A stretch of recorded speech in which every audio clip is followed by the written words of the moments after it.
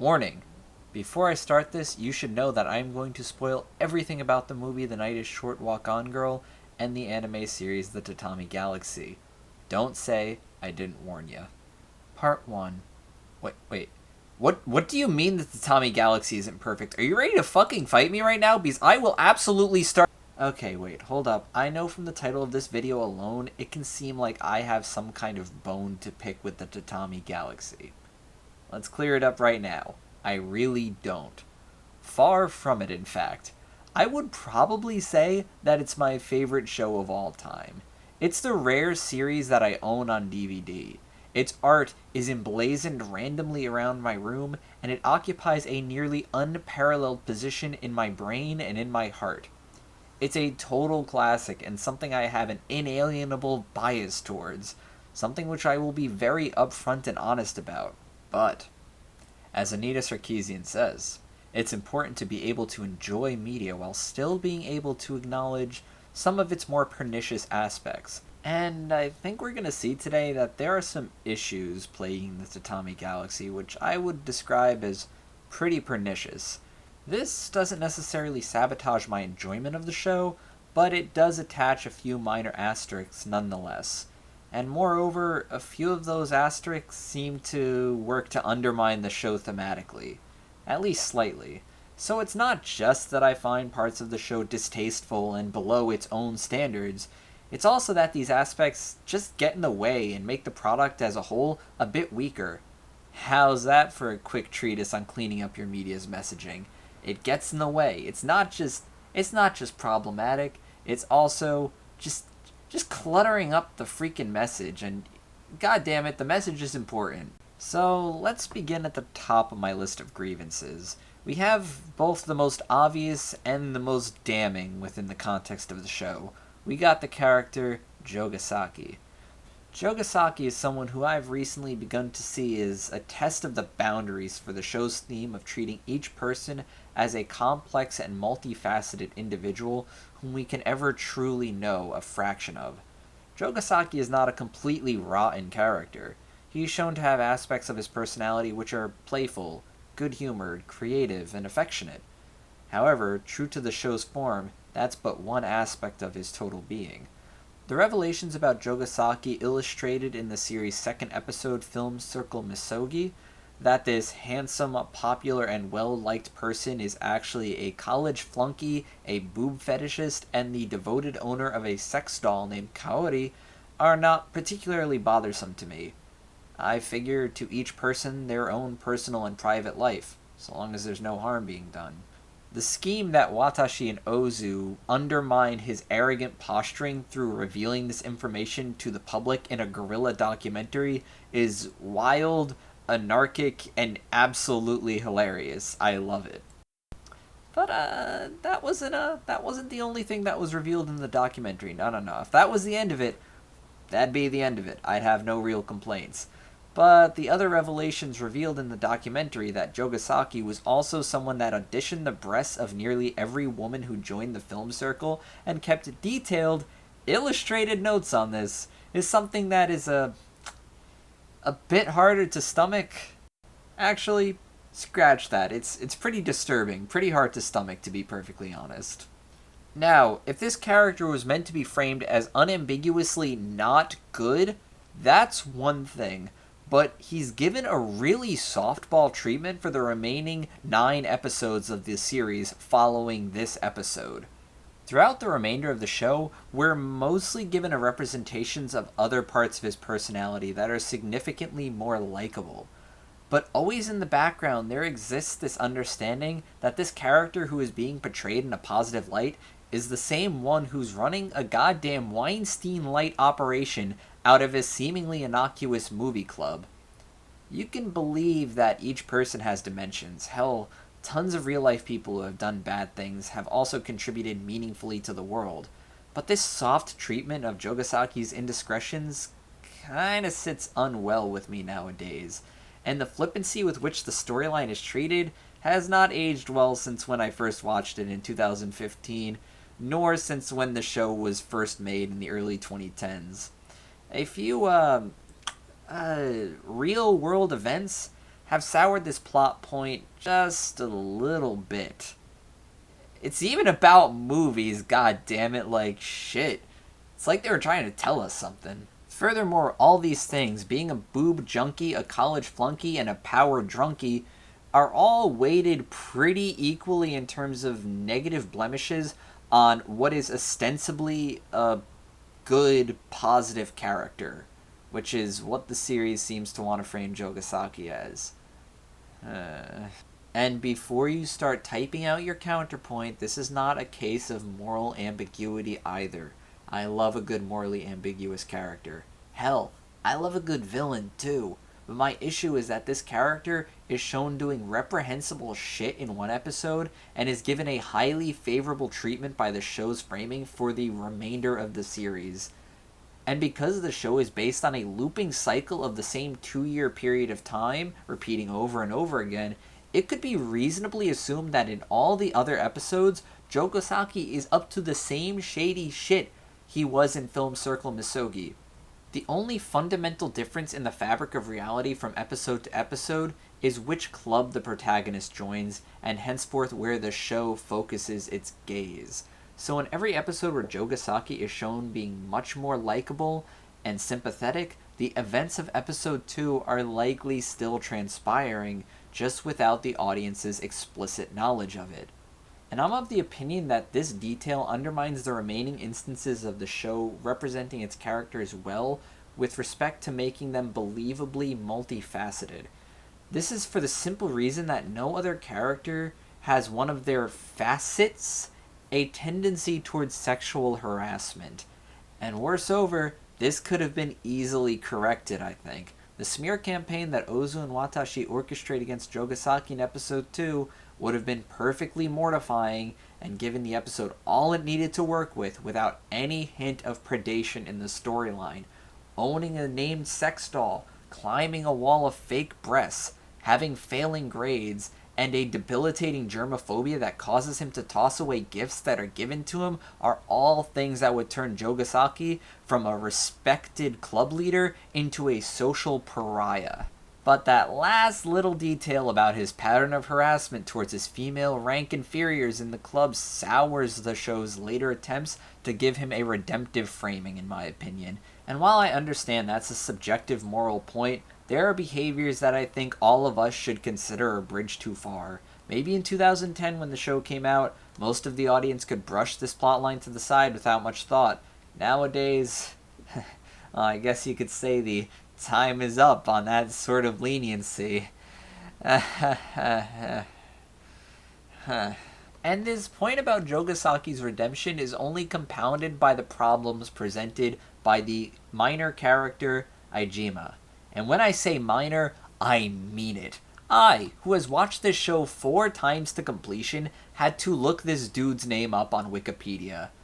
I also happen to be bad with names and recall memory, but that's besides the point. Aijima, in all of his scarce depictions within the show, seems to be defined by a somewhat slimy will to power. He's a power broker operating from the shadows and holding secretive positions of authority on the university campus. He's depicted visually as weaselly, buck-toothed, and unattractive. This is not an issue in and of itself. Ozu is also depicted as an ugly character, specifically demonic or yokai-like. In Ozu's case, it's revealed that this is because Watashi doesn't like him, so he got visualized as more monstrous than he actually is. Unlike my best friend Ozu, however, Aijima never gets any sort of redemptive arc. In fact, at no point in the show is he ever shown to be anything but the ugly and slimy caricature that the show frames him as.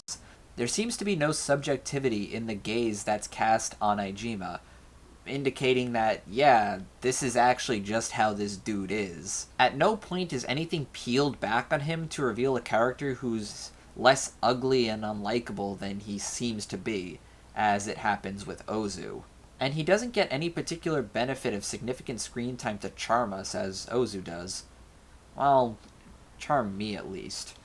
In the case of Aijima, he's a minor character, so such an arc isn't exactly necessary, but that just leaves this chasm in the show where this ugly, unlikable, and morally unscrupulous character just rests, completely unexamined. And this validates the idea that the character or person that you perceive as ugly simply is ugly, inside and out, despite Ozu suggesting exactly the opposite. It's not a glaring flaw. In fact, I had never even really considered it until very recently. But in re-examining, I can see that while Ozu's characterization is floating far above average, Aijima's marginal position in the plot left a place for pedestrian ugly equals bad cliches to take root, and that's just disappointing. And oh boy, the furthest along he gets in any depiction of his private life is when Ozu blackmails him, revealing him as a man, and we will presume that he is cisgender for the sake of argument here, who wears women's underwear in private. Ozu then uses this information to oust him from power and claim it for himself. A minor storyline that's both one of the more baffling in the show, and also just problematic that it sticks in my craw a bit. Aijima isn't necessarily a queer-coded character, but having him, the show's one unambiguously bad character within its own framing, be undone by some private cross-dressing scandal? It doesn't sit right with me. In contrast, Ozu, at several points in the show, publicly cross-dresses, and the show gives him a full-bodied redemption by the end, telling us that he's actually a cool and a fun dude, with a lot of private sentimentality and emotion. So what's the deal?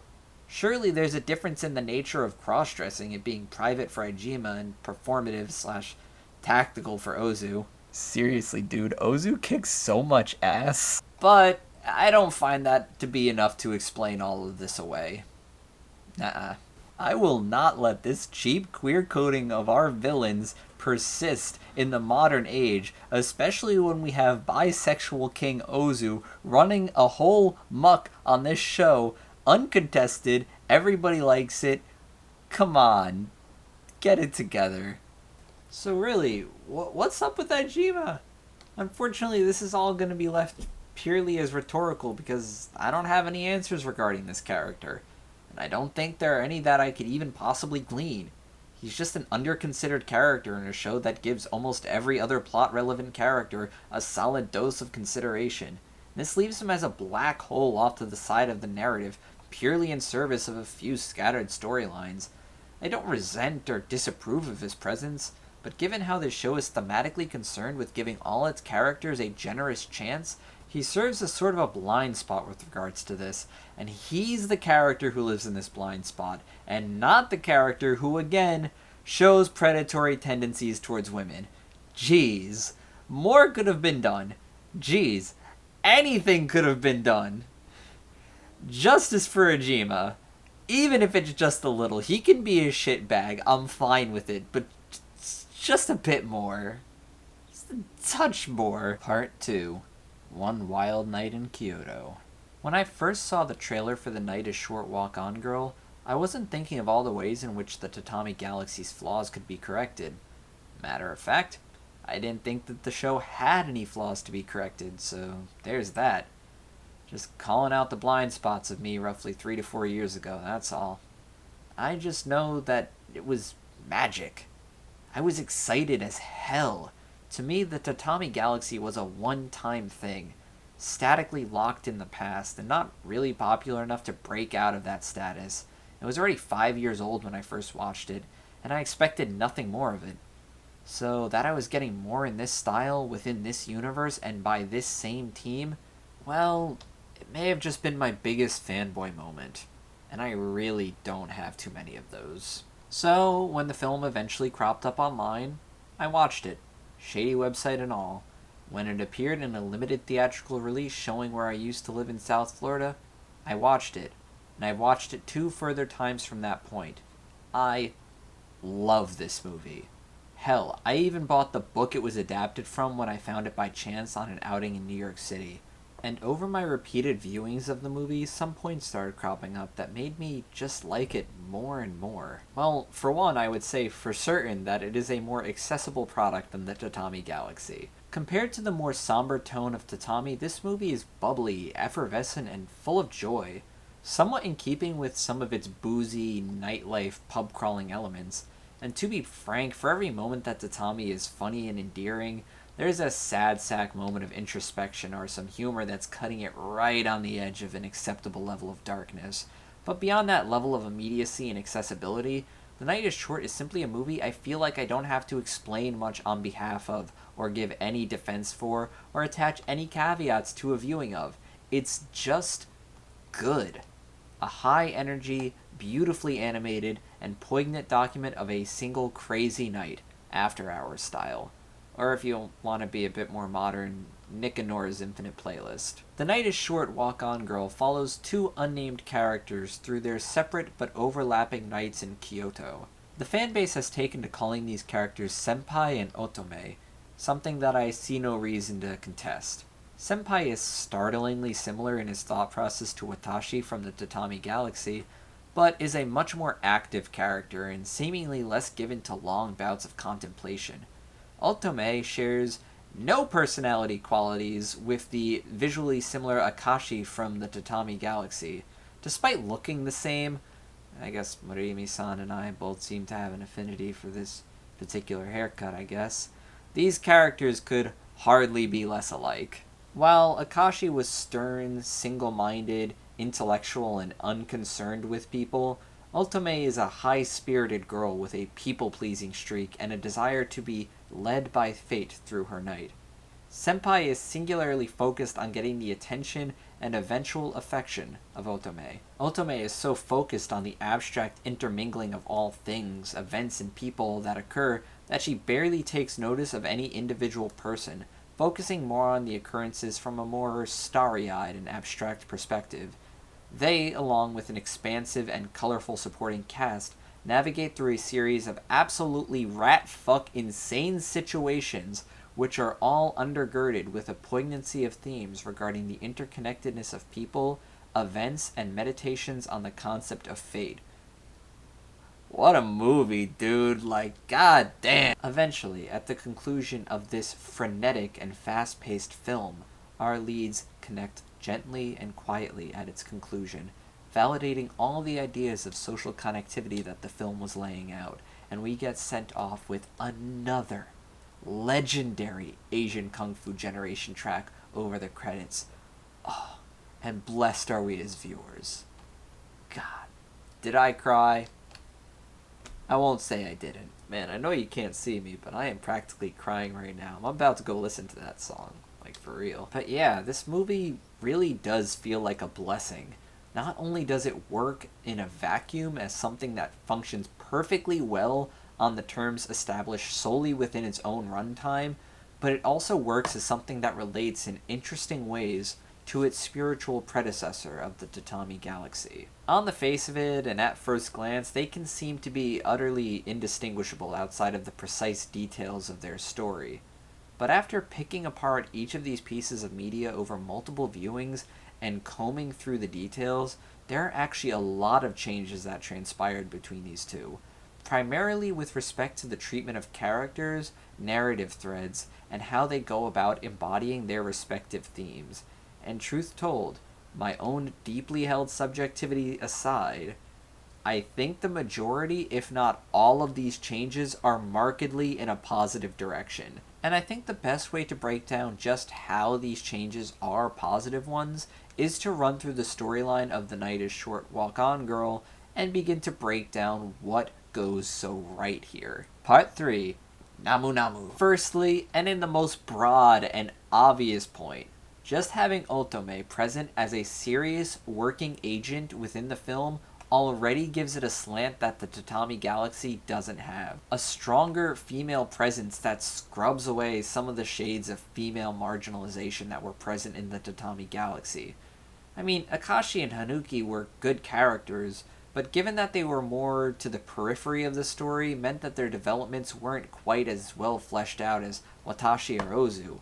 Having Otome as one of the main characters, and furthermore to have her be the most fully realized character in the movie too, gives the story a female angle that is appreciable, especially given how absolutely likable she is as a character. Otome is in possession of this genuine sort of kindness that seems to stem from an earnest appreciation of people and a desire to help them and practice her own benediction. At the same time, she's not afraid to cut her own path and follow her idiosyncratic whims. Nevertheless, she does this gently, without coming off as a virulent contrarian or a self-conscious weirdo. There's a vibrant eccentricity to her character, but it feels like she's not trying to make anyone uncomfortable either, and I think that's a pretty interesting balance to walk. And to the accusations of Otome being a manic pixie dream girl, a reading which I don't necessarily totally reject, I say that she's simply the kind we should have more of. A bright and interesting character with her own motivations, who isn't just a pile of quirky signifiers, and who doesn't live purely in the plot service of the male lead. In fact, Senpai and Otome barely even meet throughout the film. She's truly just doing her own thing. Given that one of the most persistent critiques of the Manic Pixie Dream Girl is that she lacks interiority and self-oriented initiative, Otome being a character who is all about doing her own thing is refreshing. And her own thing is a little bit of everything. Bar crawls, drinking contests, strange dances, book trawling, acting in a musical production, and eventually being the medic to an entire sickly Kyoto. Jeez, dude, this movie is just so cool. I'm gonna tell you, like, watching this and Garden State within proximity to each other just lays bare how badly the former treated Sam, another popular candidate for the Manic Pixie Dream Girl title, in terms of being a fully realized character. Once you get the real deal, dude, nothing less will suffice. And Zach Braff is not giving us the real deal, let me tell you. On the subject of Otome providing a better female presence to the movie, one great scene from the film is really early on, in the first punch that she throws. It's a punch reserved for a pervert with no sense of personal space. A guy named Todo-san gropes her, and she gives him a solid knock to the face. Not out of hatred, though. In fact, Otome seems to have some kind of affection for him, but both times he gets in her personal space, she gives him the business. Right in his mouth. I can't help but wonder if Joe Gasaki would have gotten a similar punch treatment had he tried to pull some of his bullshit within the context of this film. I'm certainly led to believe so, considering this so-called friendship punch is reserved for those who practice sexual misconduct of any sort around her. To compare this situation to Joe Gasaki from the Tatami Galaxy, the women shown in his pervert audition are nameless and in some cases literally faceless. By making Otome one of our two narrative anchors, we were given an opportunity to give a sturdy condemnation of misogynist behavior through her response to it. By the end, like Joe Gasaki, Todo-san gets a sympathetic read, but what's important is that his behavior regarding Otome is still shown within the text of the film to be a bridge too far and definitely inappropriate. He gets punched in the face. I mean, it's pretty unambiguous, like, for real. It still allows for some sympathy to be leveled towards Todo-san while not giving any space for sexual misconduct to be tolerated, which is more than what Tatami did. Not exactly a fully on-the-money feminist masterstroke or anything, but it's certainly an improvement to the faceless women from Tatami who don't even get half a chance to advocate for themselves or give their side of the story. A fist may not be the most stirring reprimand, but it's better than the whole load of nothing that Joe Gasaki ended up dealing with.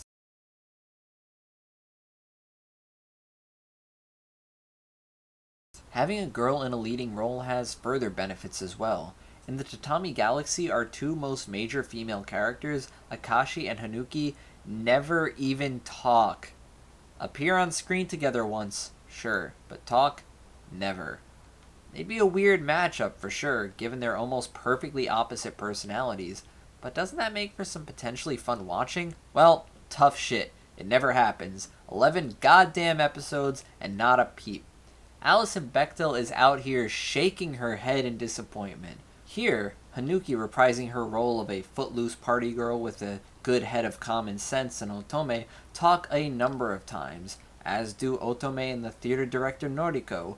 I do appreciate movies including roles for women just on the real-life principle that the women playing the roles are getting jobs. But also, it's just enjoyable to watch a diversity of characters navigate interactions with each other. I mean, this movie would just be so much more boring if Otome was just talking to a bunch of guys the whole time. Jeez. In fact, character interactions is one of the things I most loved about the Tatami Galaxy. But within that show's core cast of 6 people, That several interactions amongst them were scarce to non-existent is a source of mild disappointment. In contrast, over the course of 90 minutes, The Night is Short manages to cram more lightning-quick and entertaining bursts of dialogue amongst most of its principal casts than it feels like the Tatami Galaxy fits into 11 20-minute episodes.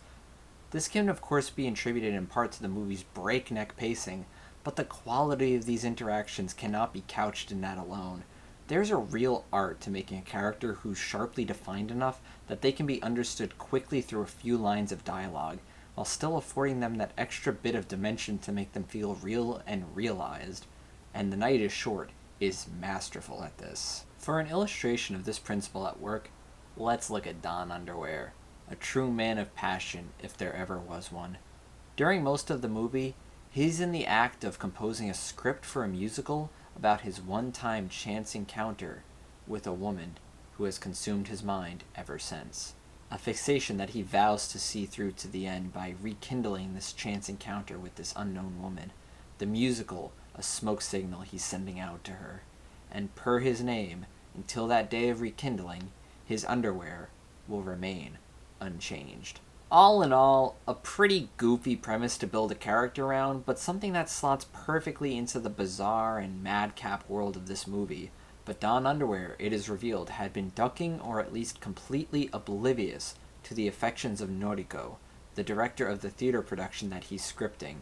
His capital R romantic fixation had blinded him to the world around him. And there's a resonance to his arc as well.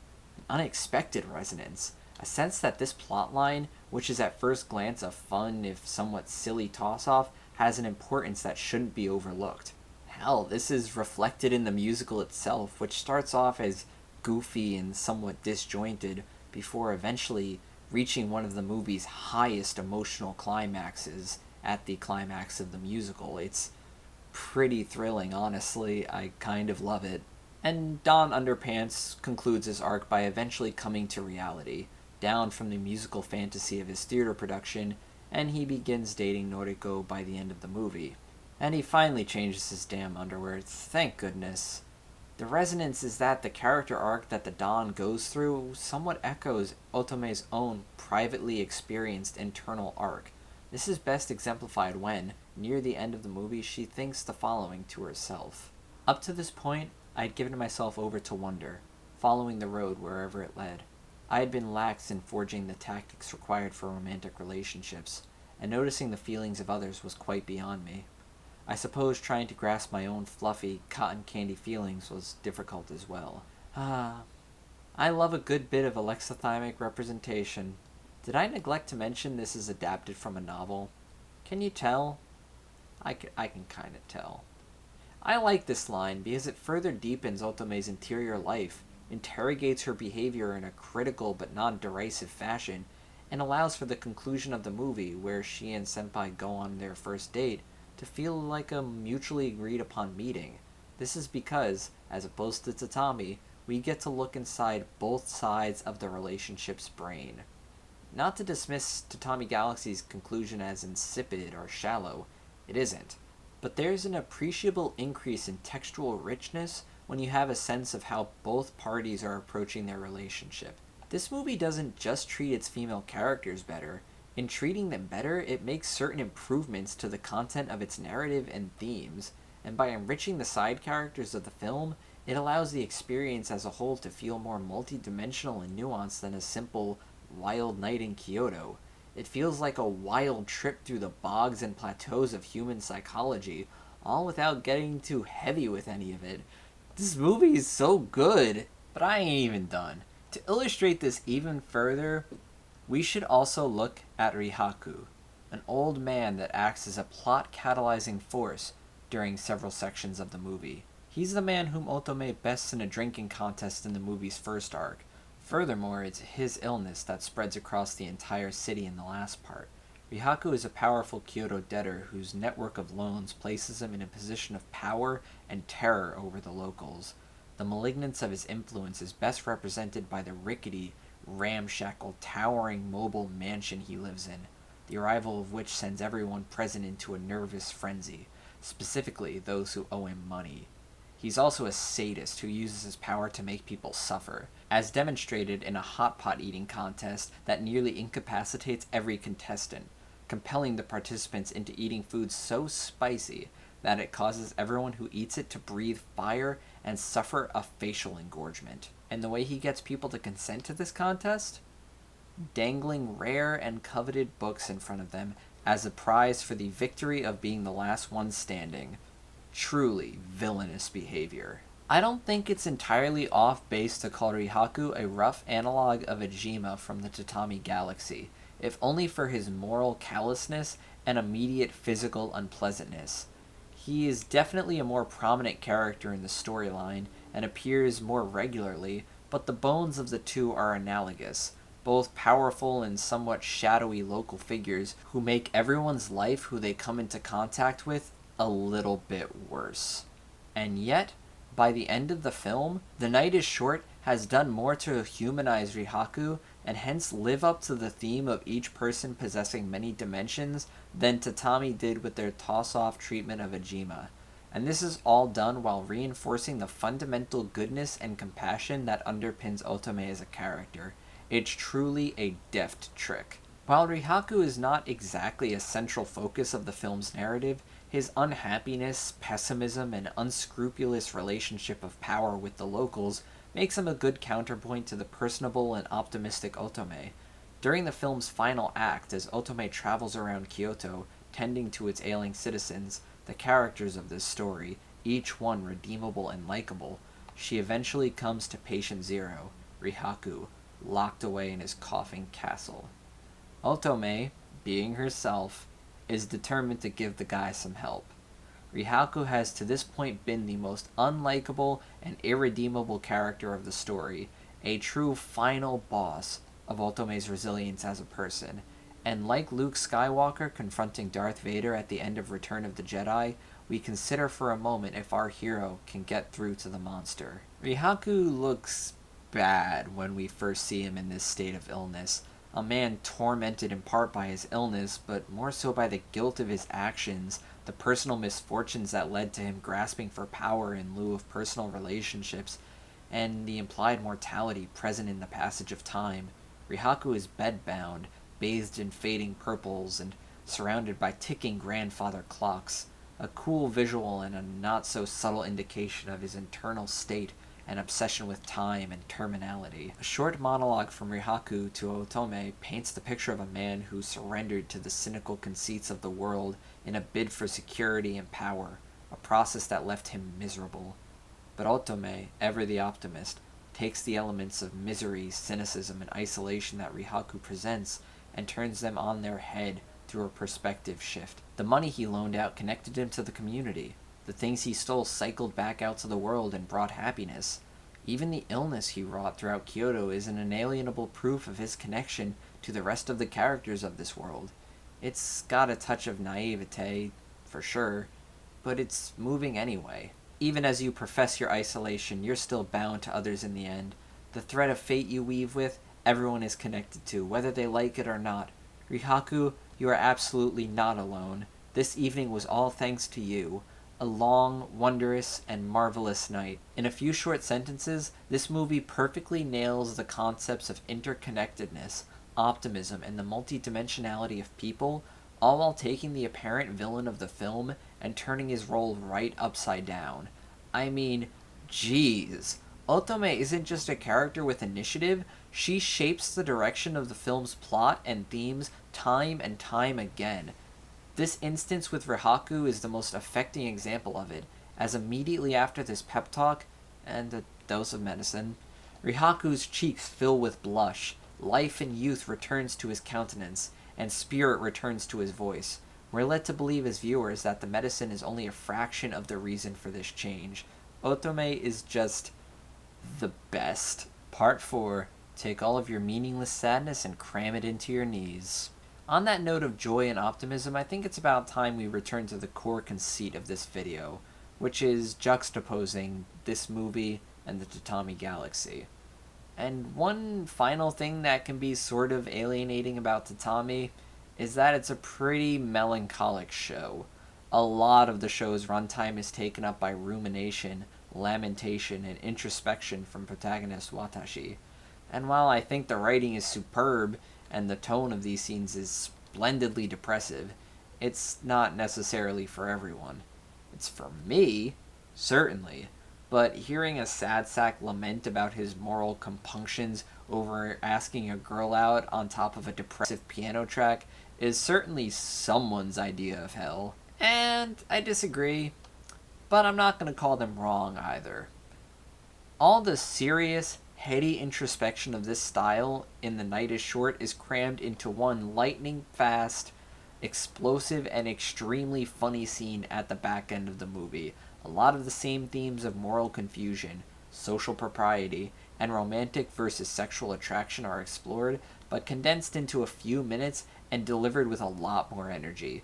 This introspection takes the form of all of the different parts of Senpai's brain berating each other in a giant meeting hall over the purity or impurity of his feelings towards Otome as static images of her flash all over the background. Eventually, manifestations of the character's libido, represented as a reckless cowboy returning from the Tatami galaxy, violently crash through the heated but essentially civil proceedings and cause absolute bedlam. A perfect encapsulation of the relationship of the rational and primal mind, done without skipping a beat or getting too heavy with it.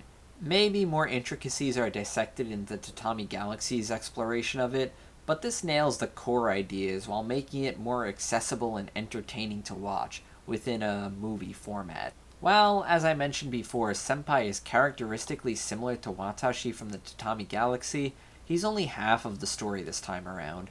Watashi's introspections, musings, feelings, misgivings, and his general attitude towards life dominate the Tatami Galaxy. And I think that there are several reasons why Senpai is not so capable of holding that sort of power over this story. In addition to only being a half of the protagonist equation in this movie, the timeline of the story and the pacing of the movie simply doesn't allow for too much introspective ramblings.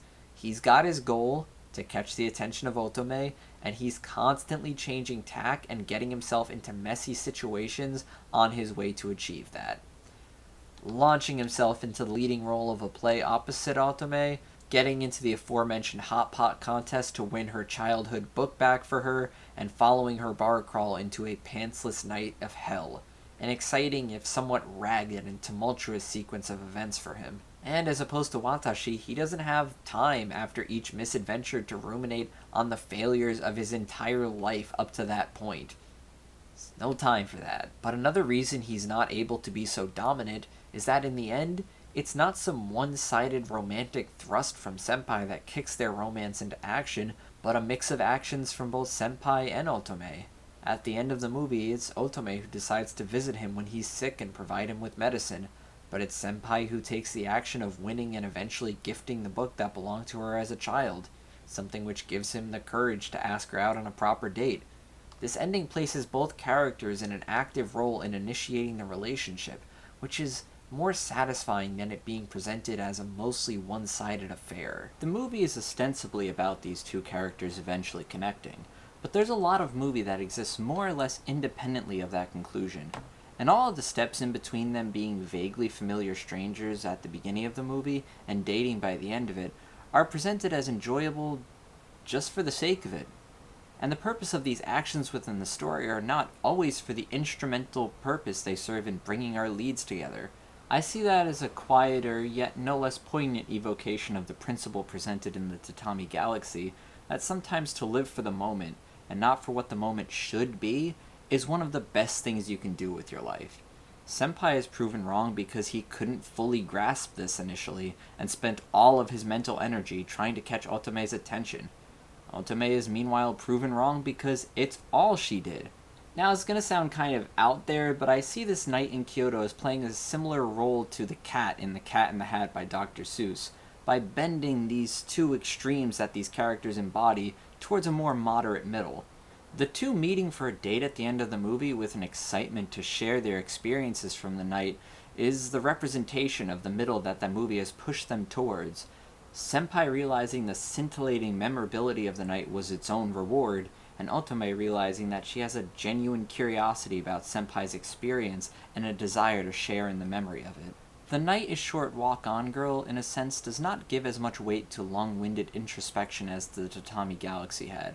In the latter, there's a long process of considering the gap of inaction in the protagonist's life that led Watashi to finally grasp that dangling opportunity he had been looking directly past for all this time. Taking this action breaks him out of his self-imposed social, mental, and romantic purgatory. The moments of introspection in The Night is Short are comparably less weighty. Otome has a short episode of self-reflection that facilitates a shift in her immediate behavior, and Senpai's shift comes from him finally not thinking things through as much. His initial plan to catch Otome's attention through appearing constantly before her by chance, until chance turned into fate, is more or less treated by the film as a dumb idea from its first introduction. Appropriately, the movie more or less abandons it after this point, save for a small callback at the end. Senpai presenting Otome with a hard-won gift from her childhood and deciding to ask her out is treated with a lot more respect. And success, too.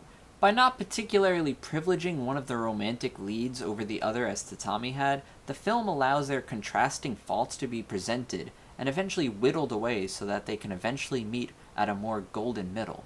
Now, for what it's worth, this is one point where I could see a strong case being made for either approach. Certainly The Night is Short is a more balanced and feminist approach, if that word could even be applicable here, but the Tatami Galaxy presents the internal world of its protagonist with a good deal more richness and complexity that allows for the climax of the series to feel just so cathartic. I appreciate both of them, but the sweetness of The Night is Short's mutual meeting of two characters, shedding their conceits, misgivings, and errors in judgment to meet in the morning after most of the events of the film, is something that I've appreciated more and more with each rewatch. And while it doesn't have the explosive, dramatic pathos of the Tatami Galaxy's climactic moment, Senpai and Otome's morning meeting has a more understated charm to it. I don't feel ready to punch the sky and seize life at the end of The Night is Short, but I feel like relishing a healthy sigh and smiling to myself. Is that really any worse? I don't think so. It's less emotionally exhausting at the very least. For better or worse. Part 5. The distance between us closes before I realize it.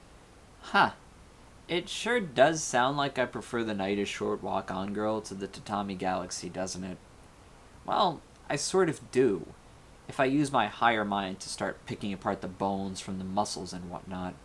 Of course, art should be looked at under a magnifying glass, but not necessarily picked apart with scalpels, so it still manages to be a remarkably close competition. And if I'm being perfectly honest, I prefer to not frame it as a competition so much as a non-hierarchical relationship where each benefits from the other's existence. And no, that is totally not a cop-out answer. Don't even try to think about saying that. It's not. It is true, as I state in the title, that I consider many of the flaws from the Tatami Galaxy corrected by decisions made with The Night is Short Walk On Girl. Some of which come from elements unique to the film adaptation.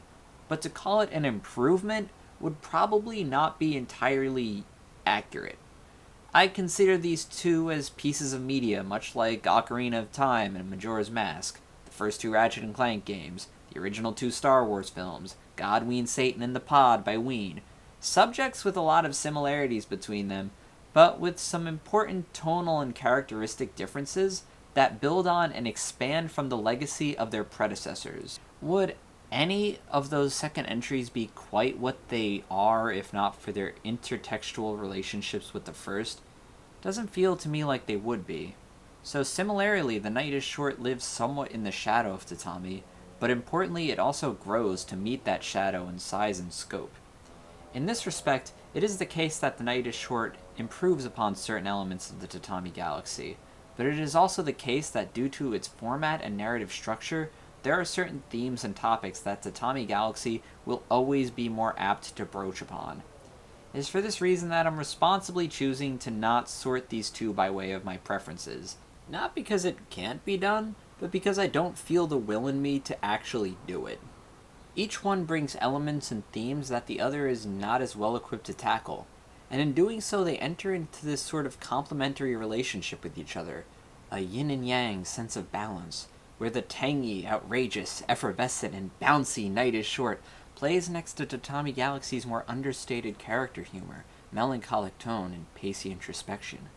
And all the while, they are both still beautiful pieces of work, gorgeously animated, unique, funny, memorable, the kind of stuff that'll really just stick to the top of your mouth like peanut butter and never leave your mind.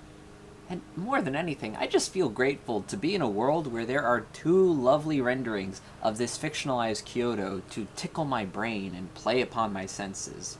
And I'll accept any accusations of greed you may want to throw at me, but I would absolutely love for more of Morimi's work to be adapted by Yuasa in the future. These two just kind of seem to understand each other on some real fundamental level, it seems.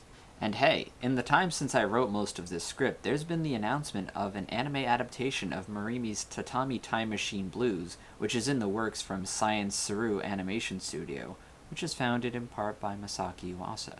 And it's a direct sequel to the Tatami Galaxy, and it's being done by a lot of the same people, and the characters look a little tiny bit different and older, and blah! I'm just excited. Okay, I'm just kind of excited. It's just sort of seems like it's up my alley, that's all. And there's some red flags being raised here and there. It's going to be on Disney Plus exclusively. It's got a different director, so it's like a pretty different team. It definitely looks kind of different. The tone is definitely not going to be as serious or heavy-handed as the Tatami Galaxy, but at the same time, I may just kind of get one of my wishes fulfilled a second time. But, you know, we'll see how that turns out. Look forward to another hour-long analysis of that freaking thing when it comes out. But, like, give it, like, 2.5 years so everything can truly sink in. Excited, though. Kind of excited. I'm tentatively excited. Alright, that's enough. I've gone on for too long. See ya.